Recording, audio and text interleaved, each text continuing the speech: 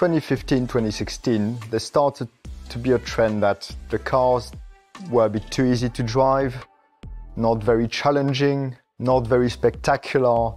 So there starts to be a few complaints from the public watching the races that it didn't look dramatic enough anymore, especially having lost the screaming sound of the old V8. For 2017, there was then a clear mandate from the regulations and from Formula One to present cars which would be a lot faster by several seconds a lap, which would be far more spectacular to watch, more challenging physically from the driver's perspective, such that it would be a bit more exciting to watch. 2017, chassis-wise, was a very large step up in performance. The cars got bigger, the tires got bigger as well. It's like from a 2017 car, everything got bigger, just to increase the potential for performance. The front wing came wider, the floor came wider with a bigger diffuser, the rear wing got wider as well, and crucially there was the reintroduction of the barge boards. All these got put together for 2017. Aerodynamically, in terms of aerodynamic concept, what you try and do with the airflow to extract performance, 2016 to 2017 did not change so much. You were still trying to get as much front outwash as possible. It just looked like for 2017, to achieve the desired aerodynamic effect, you're being given a toolbox with a much bigger hammer. This meant the development for 2017 was very intense. The more you tried to find downforce, the more you would get.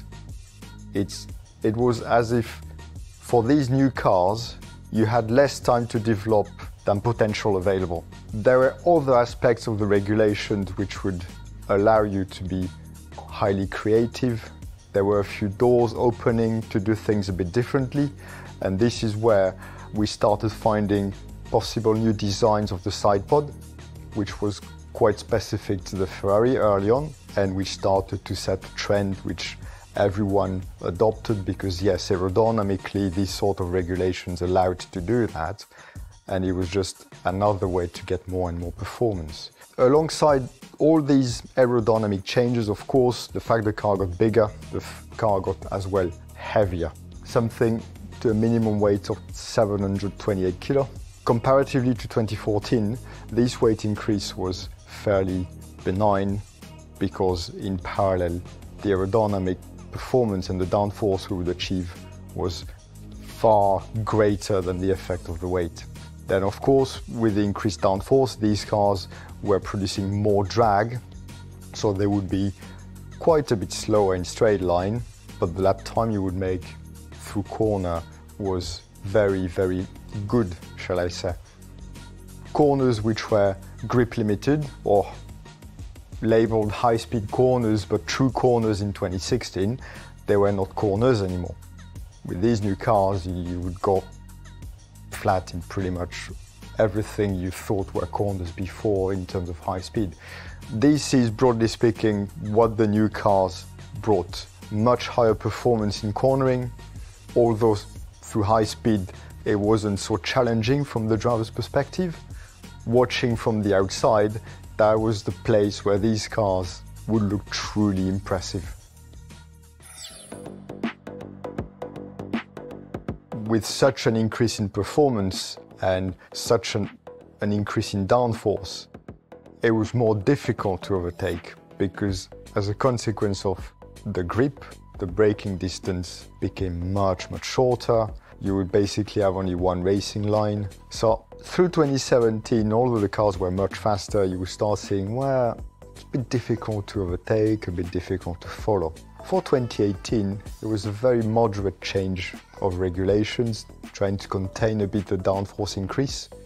There was a reduction of the fin on the engine core of the car. What we call the body wing got removed, which in itself was pure drop of downforce. Then the halo for safety got added. The halo itself was affecting the performance of the rear wing. So all these together meant that by regulation for 2018, teams were going to lose a little bit of base performance, but all this was not enough to counter the potential for development of this new generation of cars. 2018 was very much a continuity of 2017. The one thing which started to come very evident in 2018 with the amount of performance of these cars, tires started to be stressed quite a lot, especially over a race tint. And from there, there started to be even more focus on all the tire management. We also saw some iterations from Pirelli to try and change the tires, make them thermally more resilient. Because in races you would see some cars blistering the tire front or rear depending on the characteristics. But you could see that the performance these cars were generating was far greater than probably what was expected before 2017. By the end of 2018, looking at 2019, there was then a genuine attempt to try and contain the downforce these cars produce, while trying to find a way aerodynamically to make them a little less sensitive when you follow another car, to try and promote better overtaking and better racing. And that led to the new 2019 bodywork regulations.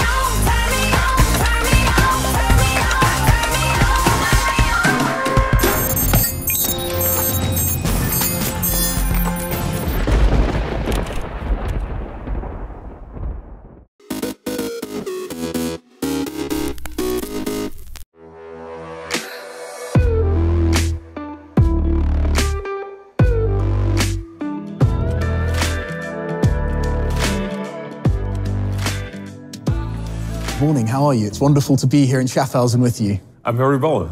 Welcome to our session about Top Gun watches, Justin. I'm hugely excited. It's one of my favorite collections from IWC. We've actually got a trio here in front of us today.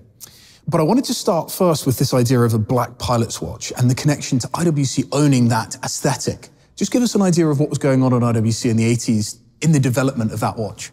Yes, you're absolutely right. I mean, the idea of this all-black watch in ceramic started back in the 90s when we introduced the 3705. We just celebrated this with a tribute piece. But I think this watch was created actually based on two initiatives from the 80s. A is the introduction of ceramic cases, also in the color black, on the Da Vinci line. And the second was actually the collaboration with Ferdinand Alexander Porsche in this famous range of titanium watches. And there we had also kind of full black coated pieces as part of that. So he basically brought the idea of the all-black watch to IWC. And then we move a decade or two further forwards, and in 2007 we see the partnership with Top Gun. No, you're absolutely right. I mean, we have the heritage as a brand that we make professional watches, also for professional pilots. That's part of the story of the famous Spitfire Mark 11 and so on.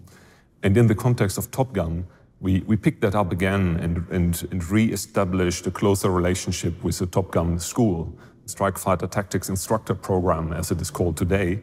And so we work with these pilots, which is really the elite of fast jet pilots, to work with them, to wear our watches. There's watches that are officially and exclusive to graduates from the Top Gun school. We are very proud of that. And from there, we grew into that network of fast jet pilots and worked together with more than 20 squadrons all around the world and supply them with watches.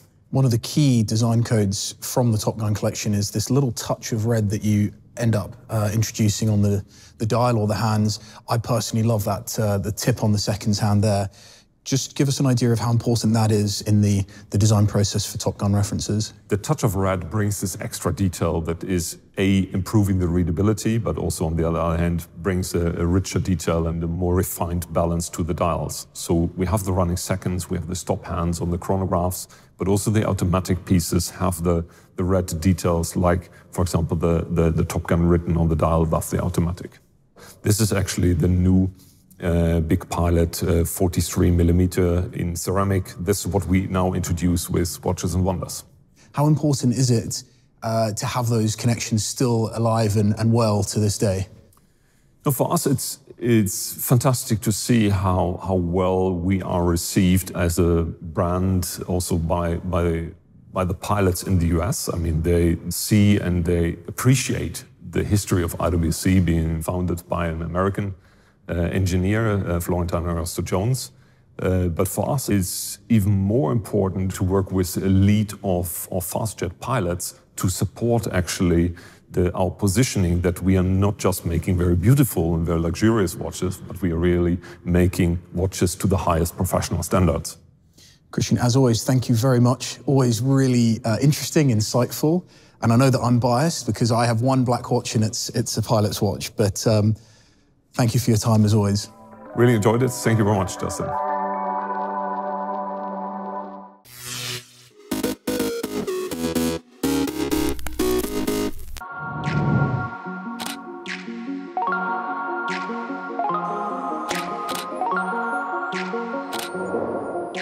Hello, I'm Emma Raducanu and I'm here today with Porsche. The dreams that kept me going back then were to win Grand Slams and to play at Wimbledon. For me, it's all about continuous improvement and getting better and just trying to learn and experience new things. I feel like my culture and my family background has definitely played a part in who I am and my personality and character. Yeah, when I was younger, I remember that the Porsche Grand Prix in Stuttgart was always a big tournament and a very different and unique tournament because the winner would get a Porsche, and that was very special. I love motorsports because I feel like it's just a drive for continuous improvement that I feel like is actually quite similar to tennis. Let's go. My favorite Porsche car is the 911 for sure, because I feel like throughout every generation it is so unique and so beautiful in its own distinct way, and I feel like it's one of the most iconic cars that are out there. One of my more recent coaches has a 911 vintage Targa, and you know, I just love the differences between the modern day ones and the vintage classics. And whenever I would see him every morning, I would be like, you know, dreaming of one day sitting in my own. Yeah, cool coach. Let's go. Porsche has always been in my head. It's one of the brands that I've always loved from a young age. For me to be a brand ambassador for Porsche, it means a lot because I feel like now I might be able to sit in my own 911 one day, and that was a dream that I had as a kid. But also it's really important for me to align with partners and brands that I really feel passionate about and I identify with. And I feel like because motorsports has always been a part of me, I think this partnership with Porsche is incredible, and honestly I'm really excited to see what sort of exciting things we can do going forward.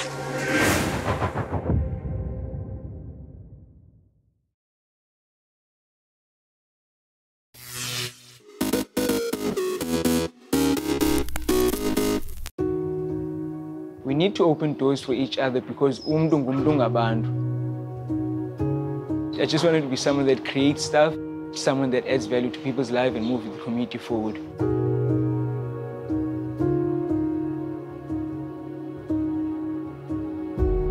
I was born and raised in Langa, Cape Town. Langa is a fantastic place. It's one of the first townships in Cape Town, I think South Africa as well. it came to me that, it would be cool to have a delivery service for people in the community whereby someone would just call you and you would go to that particular house and, they'll give you a list of groceries and money to just go do the groceries for them. At the moment, we have 20 bicycles, meaning we have also 20 boys.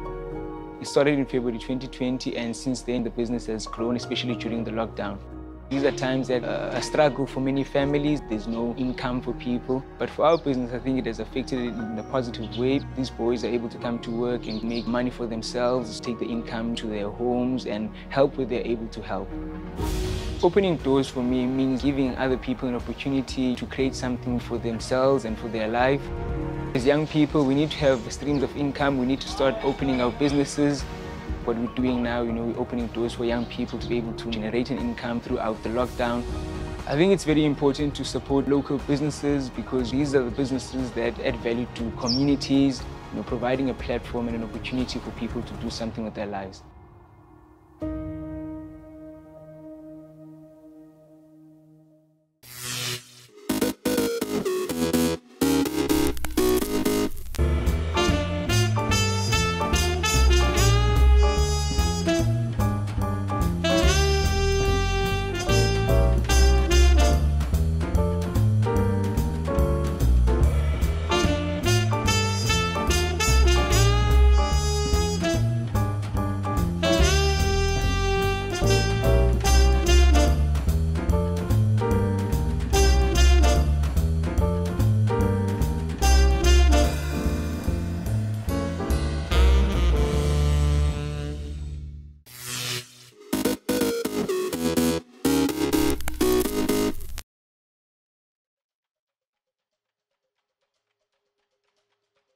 The Great Lion Trail is an art installation taking place across the globe.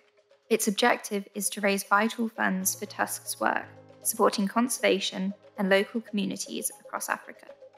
It follows on from the highly successful Rhino Trail in 2018, with this year focusing on the plight of the lion, the king of beasts. The African lion population has halved over the past 25 years and now numbers are less than 23,000.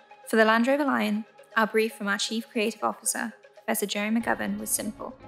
Keep a clean and reductive approach, producing a simple but strong design which builds on the themes and colours of his previous rhino sculpture. Jerry directed us to symbolise bravery and to have a creative execution inspired by the vivid sunsets that occur in the lion's natural habitat. This is reflected in the lion's striking gradation of colour. Starting from rich red and orange hues, fading to a chrome finish, Jerry's vision was to visually represent the threat of extinction faced by the lion. The effect is produced by layering the paint, which creates a real depth and richness to the colour. The highly reflective chrome not only reflects the environment in which the lion is placed, but also acts as a metaphorical mirror, encouraging people to see how their individual actions can make a difference, no matter how small. This was a very important part of Jerry's brief. The plinth is finished with a marble-based terrazzo top, made from reclaimed and recycled materials. This stunning surface is strong and unique, just like these iconic predators. Land Rover supports Tusk's desire to achieve sustainable conservation and has worked with the organisation for over 10 years, providing vehicles and funding to enable Tusk to reach remote territories and carry out their vital work in the field, including lion conservation projects in Kenya.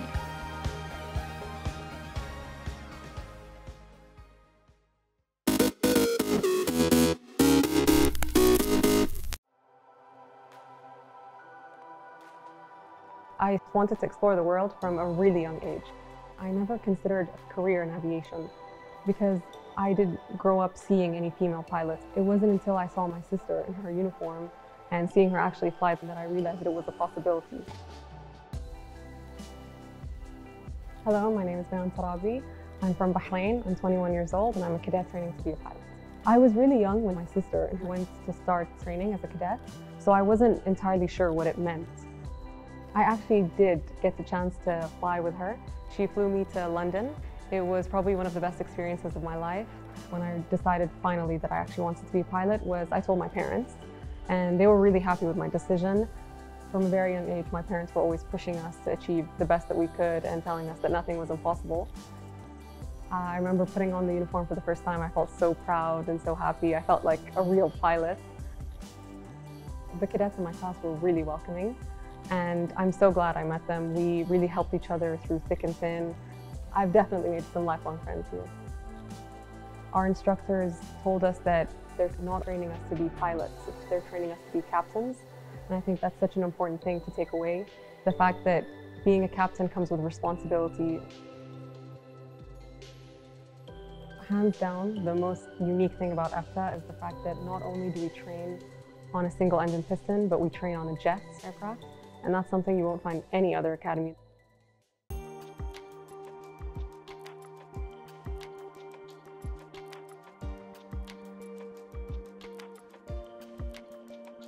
I like the Phenom more than the Cirrus. I think only because the Phenom is much bigger and you get to feel like you're flying a jet. The views we see when we're flying in the UAE is actually really beautiful. Whenever I'm on the ground, I'm always thinking of flying, and it doesn't help that our runway is right outside.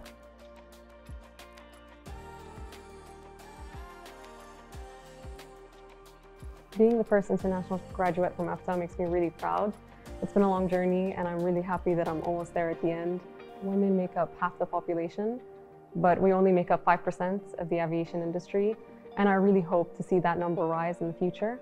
And I hope that just by being here, maybe I can help motivate any young girls out there, and I really want to tell them that they should go for it, that it is a possibility.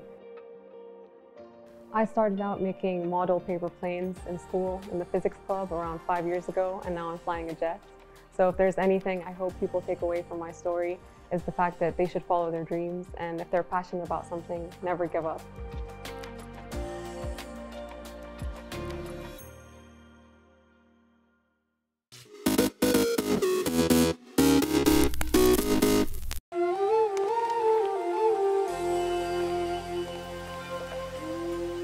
The evolution of mankind has been around water, the elixir that separates this planet from others. All of these water bodies have a story to tell, which is that of survival. My childhood memory is of a pond next to my house and the beautiful rainfall of Chennai. But the lake and the pond, which was so close to my heart, transforming into an urban dump was something which I couldn't take. I wanted to initiate something towards reviving, protecting these lakes and ponds. One of us cannot do everything, but all of us can do something. So I started the Environmentalist Foundation of India. We started volunteering at this lake here in Chennai, where we'd had public participation, voluntary activities towards cleaning that lake. The Rolex Awards for Enterprise was a major turning point in the year 2012 when I was 25. The Rolex Awards are not about recognizing what you've done. It's a booster to what you want to do more. It gave us the confidence that we can dream big and ensured that we've been able to move from one lake to 164. The science behind restoration here is to ensure that the lake needs minimal human intervention, that the lake can take care of its own self, and to ensure that there is water available not just for human beings, but there's protected habitats for all life forms. Extremely dirty. Now we've brought it to this level. When I go back to a lake we've restored today, it's a pristine habitat with a lot more bird life, reptile life, and the trees have fully grown. That by itself gives me a clear indication of ecology bouncing back in that water body. We have these very clear metrics of water quality, groundwater levels, of ecology, and the psychological well-being in terms of community participation, which tells us if a project is done its job or not.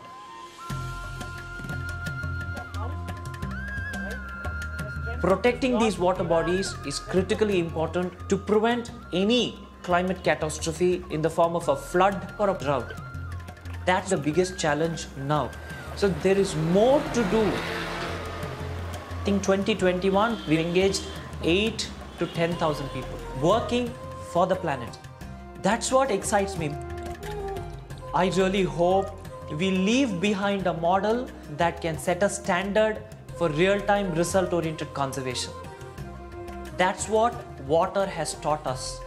It takes a path, it finds its way, and it reaches its destination.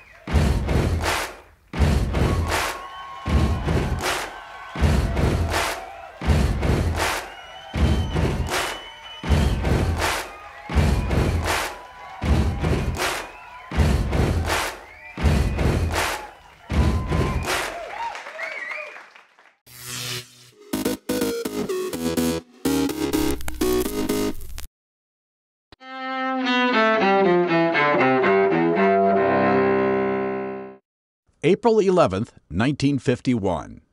During the Korean War, President Harry Truman relieves General Douglas MacArthur of his command in Asia. General MacArthur is one of our greatest military commanders. But the cause of world peace is much more important than any individual.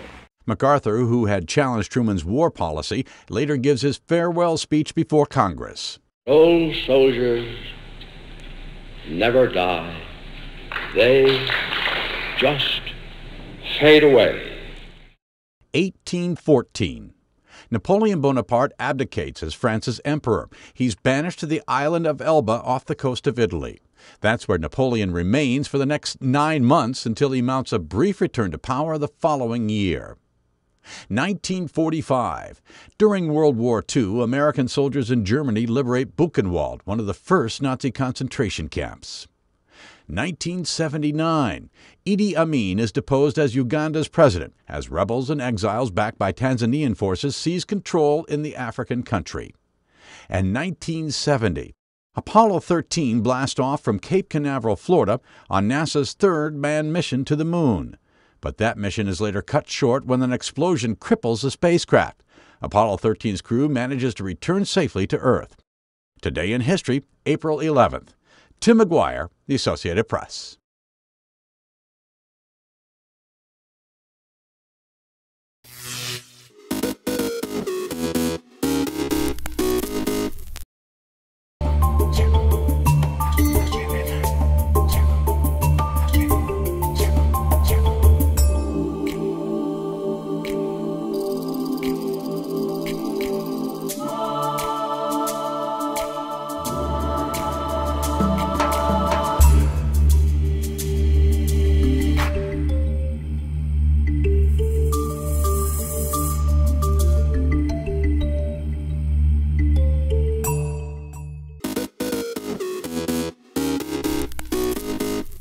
Welcome back in our studio, and in today's news,